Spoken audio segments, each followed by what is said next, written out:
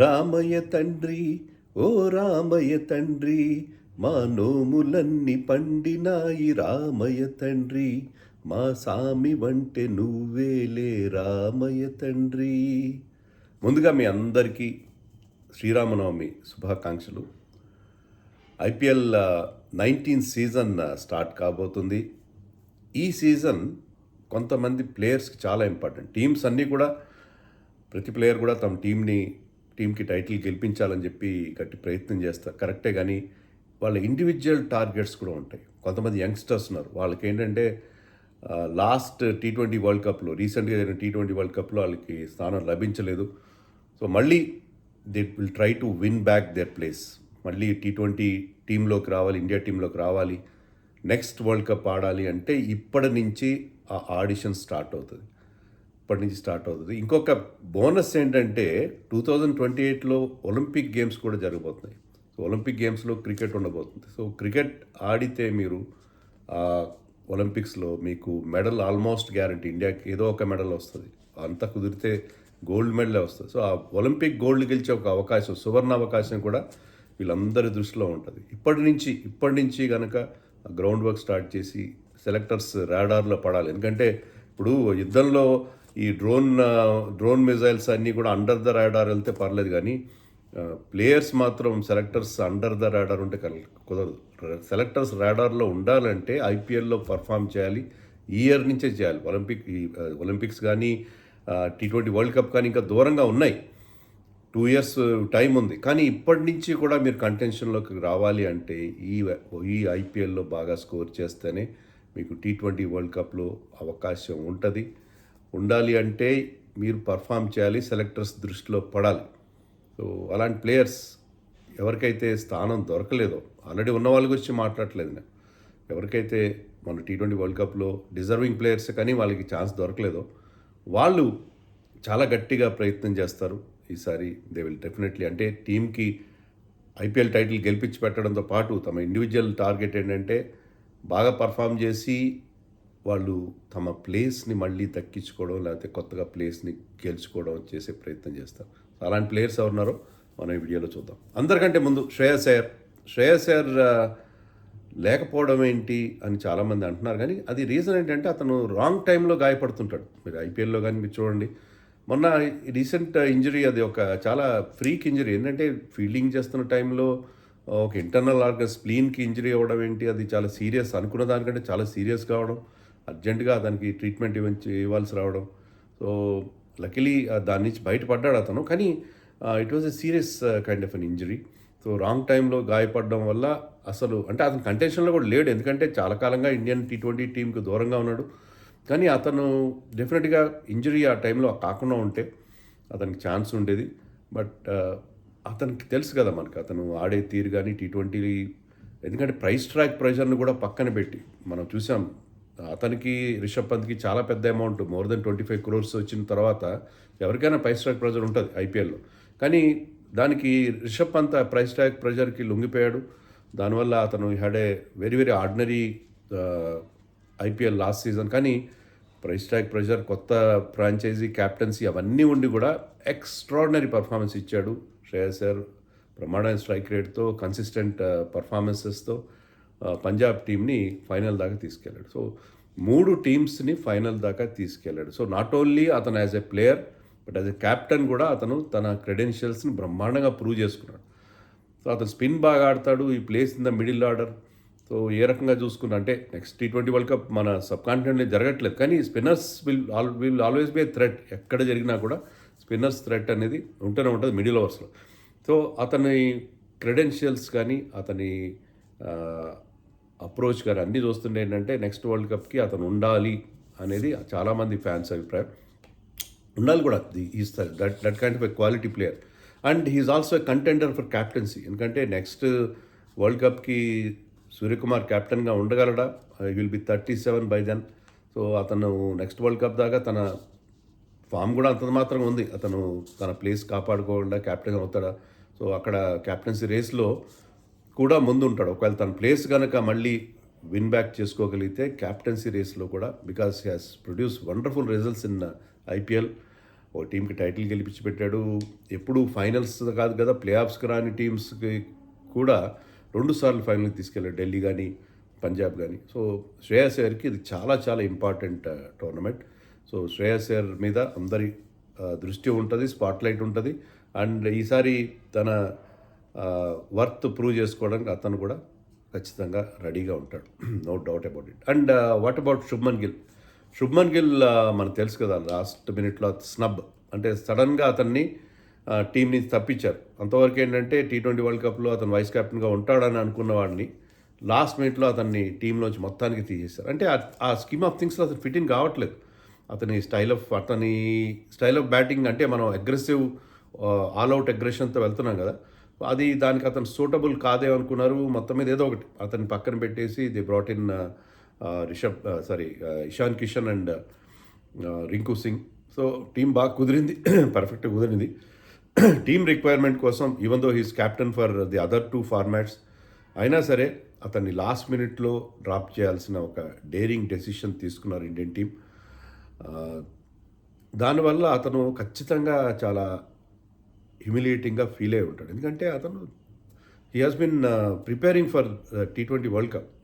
Last time కూడా అతనికి chance రాలేదు, ఈసారి కూడా అతను last time I think he was only in the stand buys.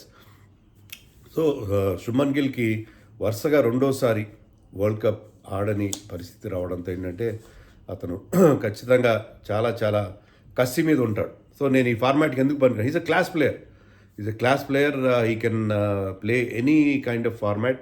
ఈ ఫార్మాట్ అంత ఎగ్జాక్ట్గా సూట్ కాడు నిజమే, కానీ is having decent very good IPL last 2 సీజన్స్గా బ్రహ్మాండంగా పర్ఫామ్ చేస్తున్నాడు.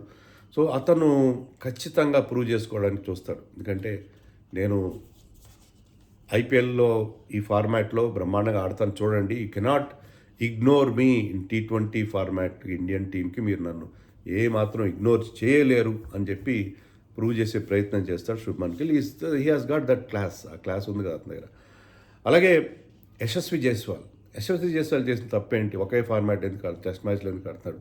రికార్డ్ బాగాలేదు వన్ డేస్లో కానీ T20స్లో కానీ. T20స్లో 22-23 మ్యాచ్లు ఆడాడు, దాంట్లో ఒక 100 ఉంది, 5 50s ఉన్నాయి, స్ట్రైక్ రేట్ 164 ఉంది. 164 కంటే ఇంకెక్కువ ఏం కావాలి మీకు? అభిషేక్ శర్మలాగా అందరికీ 190 ఉండదు కదా, 164 స్ట్రైక్ రేట్ ఉంది.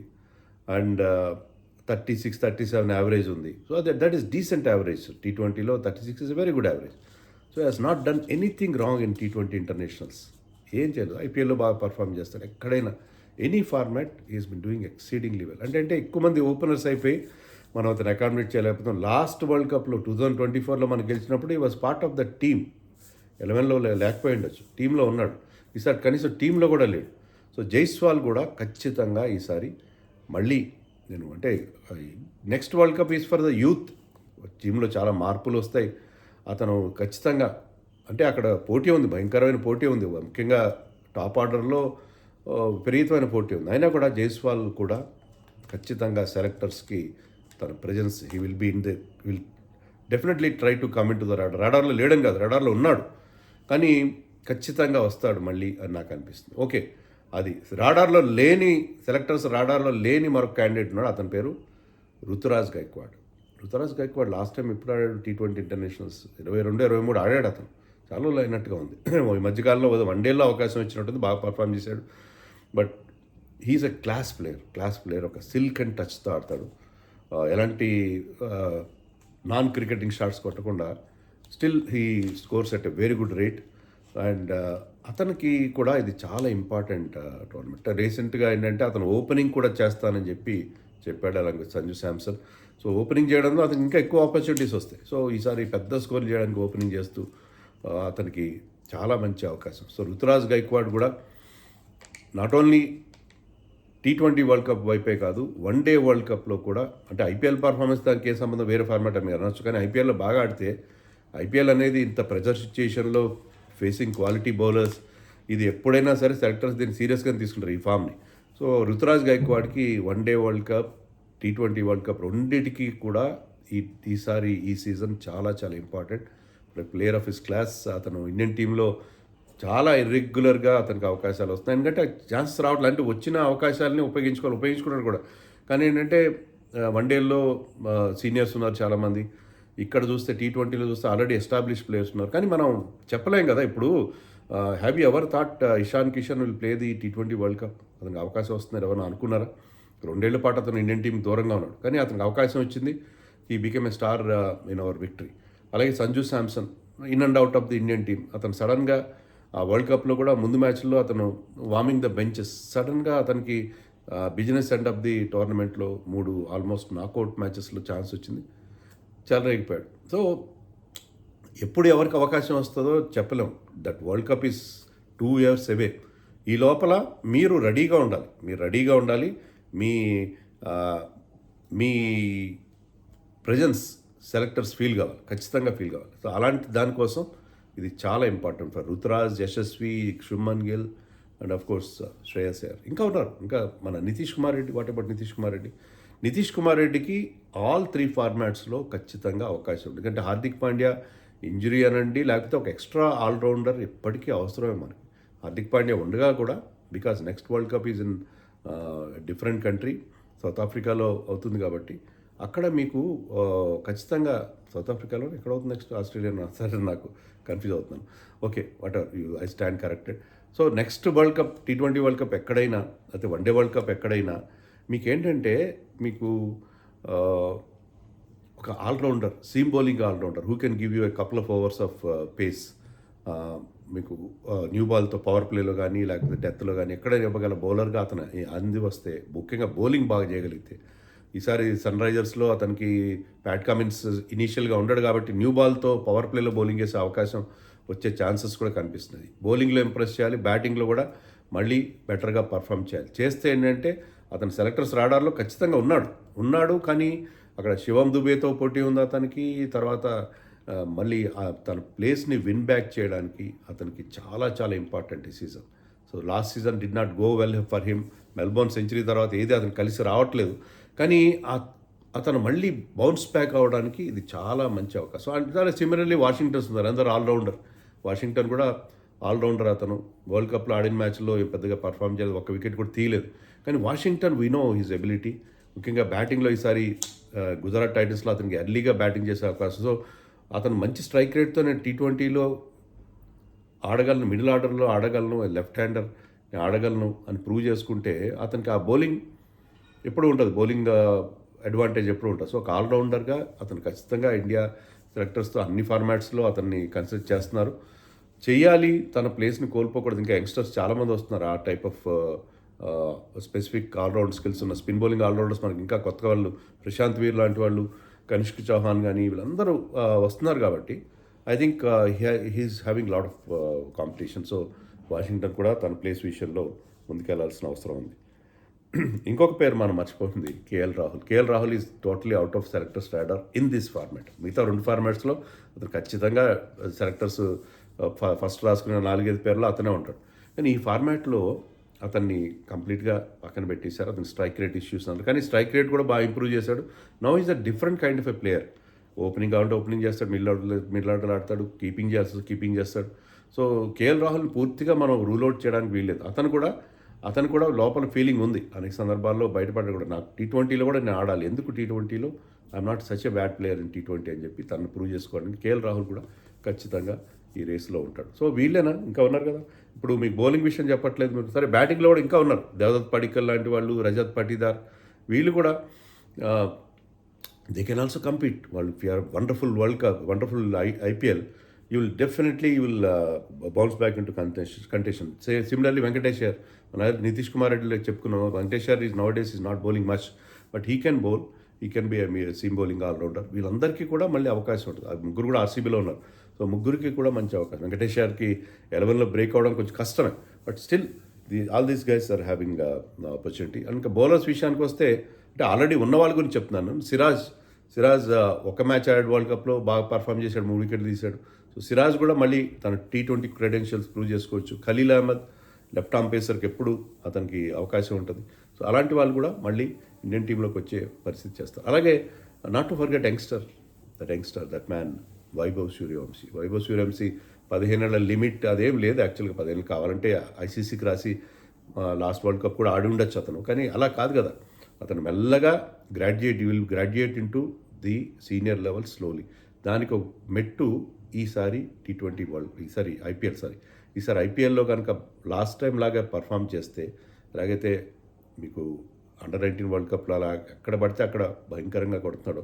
అతని మీద ఒక ఇంప్రెషన్ ఏముందంటే క్వాలిటీ అటాక్స్కి అగేన్స్ట్గా రన్స్ చేయడు, మరీ టూ మెనీ షాట్స్ ఆడతాడు. సో అతను అక్కడ మీకు గైడెన్స్ ఉంటుంది, సంఘకార లాంటి వాళ్ళ గైడెన్స్ ఉంటుంది.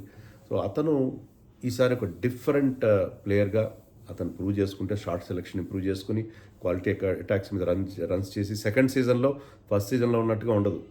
ఖచ్చితంగా అతన్ని వీక్నెస్లు పాయింట్అవుట్ చేసే ఉంటారు.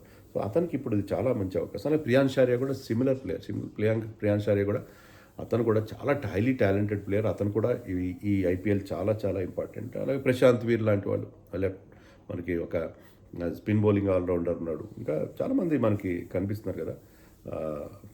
తర్వాత శశాంక్ సింగ్ కూడా ఒక ఫినిషర్ రోల్గా అతను కూడా వచ్చే అవకాశం ఉంటుంది. వీళ్ళందరికీ చాలా ఇంపార్టెంట్ ఐపీఎల్ ఇది. So IPL 19th edition is very very important for all these guys. And మరొక ఇద్దరు ఉన్నారు.